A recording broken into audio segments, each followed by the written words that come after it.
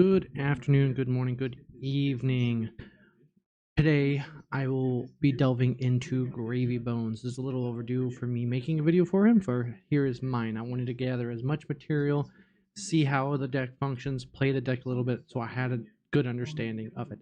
Whereas compared to my other deck, Kano, I did not has much experience, but let's dive into Gravy Bones, the Undead King of High Seas. Right now, this is recorded on July 26, 2025, and it's after Pro Quest season.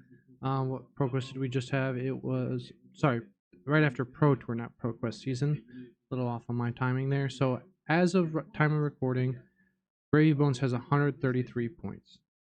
Normally, he would have 266, which is not a whole lot, but in regards to the level events that were available for him to play, I think is a good amount for the character.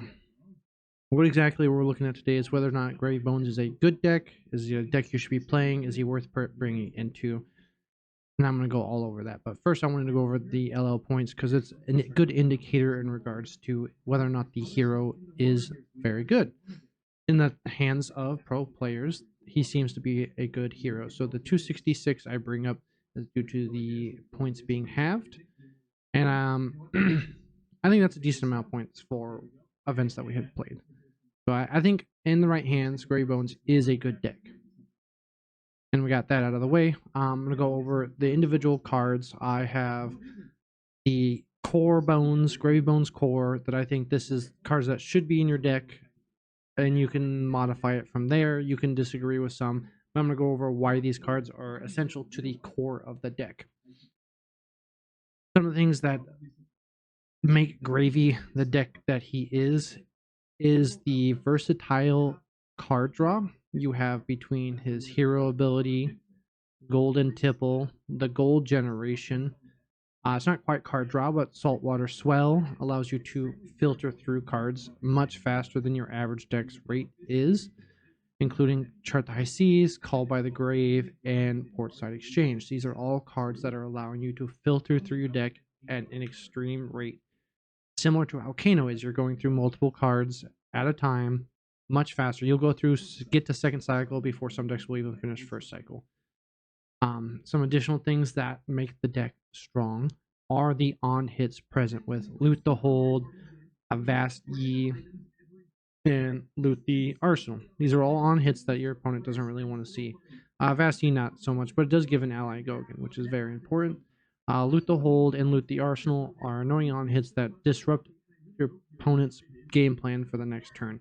Either their resources they are going to have to discard, or their card they wanted to play from their arsenal. Similar disruptions we have are Command the High Seas, as well as Command and Conquer. More arsenal disruptions. This one specifically not allowing D-reacts to be played from either hand or arsenal in regards to it. So these are all important things, aspects of the deck, little niches that you poke into the opponent. Because this is not a fast deck. You could probably build an aggro Gravy deck, but Gravy, in my opinion, is a mid-range hero where you're going to get these pokes, you're going to get these prods, you're going to get this filtration, you're going to start building up a system. Sorry to interrupt this video, but this is very important to me as a YouTuber. Only 12% of you are subscribed. 13 if we round up. The 13%, I love you. You're loyal. You're back. You're coming. You're beautiful. Those aren't subscribed, you're still beautiful, but you could be better. Hit the subscribe button. It's down there. I see you coming to watch my videos. You're doing it anyways. This just lets me get some analytics from YouTube, let them know people actually like watching my video. I might not be the best at either Kano or Gravy Bones, but I am going to be the most consistent, in my opinion, poster of the average experience of these decks. So, if you're enjoying my content in regards to Gravy Bones or Kano while he's still legal, or any other wizard in the future, please hit the subscribe button. If you really don't want to miss any of my videos, hit the bell button to receive notifications when I do post. What exactly is that system? That system is your allies. Right now in the core, I have just Chum and Rigor Mortis. In some matchups, you might bring a Whaler. In all honesty, the rest of your allies is up to you. I like a few of them, specifically Cuddy Shark and Limpet, as well as Morlafay. Those are all three allies that I enjoy having in my deck that lean towards a more aggressive playstyle once you have them all together, because between Cuddy Shark, Morlafay, you can make your Limpet very annoying to deal with. And those other two allies are still very good on their own to buff up additional allies that you have on the side. So, but Limpet has base go again. Being a board-based deck like illusionists are, you gain additional health essentially. It is an additional target your ally, or not your ally, your opponent has to decide whether it is more important to deal with them or to deal with you. As you are still a 40 health hero, so you have lots of health to go through outside of your ally's health. And some of the decks that have less go again options, such as Guardian, sometimes Brute might not get their agility tokens to do so. This gives you the wiggle room to block efficiently if they decide to attack you and still have a potential outlet for damage. So you got that twofold prong of your board. You have extra health, essentially, because they're attacking the allies and not you. And then you have the outlet to full block and still send 6 damage potentially, or 4 off chum. These are your two best attackers on a small hand. And how I came about this core is I went through all the top tier lists that have went through the national season. I looked at the New Zealand one, the French one, and then the Pro Tour list that is played by, what was it? I have it over here. Shiri Wu at Pro Tour. Yeah, UK Nats, New Zealand Nats, French Nats, and Shiriru. I pronounced that incorrectly, but yeah, I looked through 4 decks, and this is the common middle ground. I sorted in the ways like, hey, most of these outside of Chum, I forget if Chum's in the main board of the Gravy deck. I don't remember per se, but you should be able to get all this without having to go too much overboard outside of the Armory deck. The Armory deck comes with one Call by the Grave, so I'll include it. I think this is a good starting point where to get your money's worth stuff.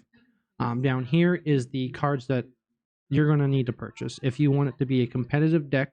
I will be focusing on the budget side of Gravy Bones, as I think non-budget Gravy is pretty self-explanatory. There are definitely options there to be played that are examples right here. This is where your money is going to go if you want to play competitive Gravy. I'm going to be working on the budget side, as I think it's a more interesting avenue for my channel to cover, as there are plenty of better players at Gravy Bones than myself, and it's a simple deck list to complete. You just shove all this in there with this, and then a few allies of your choice to fill out the rest of your 80. Maybe some sideboard choices regarding to your local area. Now, for me, I'm going to go budget. I'm going to be playing Wreck Havoc in regards over to CNC and Command the High Seas. I am going to throw in Sloop as well as my other 2-cost card. Or this is my Command the High Seas variant, so I get to High Tide go again. The fun thing about High Tide, you got to keep in mind, High Tide checks all the way through. I think all the way up until not resolution, but damage, to check if there's 2 blues. So in the reaction step is where I'll be playing it. I'm going to be playing some sort of combination of pummels, blue pummels for sure. So that way I can have play Sloop with the blue, have 1 floating, and then think, okay, cool, doesn't have go again. He didn't play anything else to have the go again. And then in the reaction step, I play a blue pummel, fetching a secondary blue.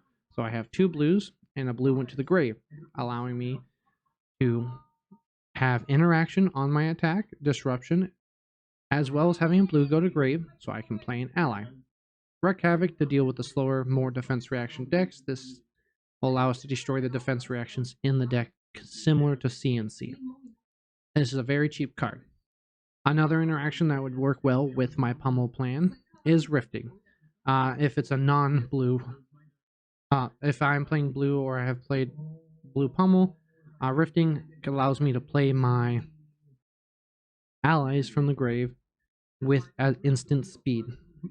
So I will be playing like a 1/2 of Rifting, 3 Sloop and 3 Wreck Havocs, at least 3 Blue Pummels, lead the charge for some extra action points, maybe 4 Rifting or Wreck Havoc, or if I don't have the additional blues to play for Sloop, or pitch the Sloop and something else to get that go again. Those are very good options. This is not necessarily a budget card, but it is a card that some people might not be playing in their deck. I think it is a good one in regards to getting your gold outside of Gold Baited Hook and Crown of Providence. In my budget deck, I will have one other card. I forget exactly what it is, so we'll just do this live. I don't want to edit anything. Fool's Gold. I'll be having a 1 of or 2 of in my deck, so that way it could be discarded to Golden Tipple. It could be discarded to my hero ability. It is a good option to create additional gold. If you're not a big fan of that, there's one other card that came out of this set. Where is it? It's basically, it's on hit, create a gold. If it's played from your arsenal, it gains go again. I don't remember the exact name. I know it has a female character on it. But yeah, let's just go back to my core deck. If you're playing Gravy Bones, I honestly think this is what you should be playing as your core. But in the comment section below, let me know what exactly you are doing to make your Gravy deck stand out against the others, or what have you seen in some Gravy decks in your local area that you thought was like, oh, that's an interesting card. For me, in my area, it's going to be the Pummels and potentially a Rifting. And I'll be covering budget Gravy on the channel, not the high level tier stuff. But if you want to take a look at the lists that were played at that high level, they should be either in the description or pinned in the comment section. So thank you for watching. Enjoy your day.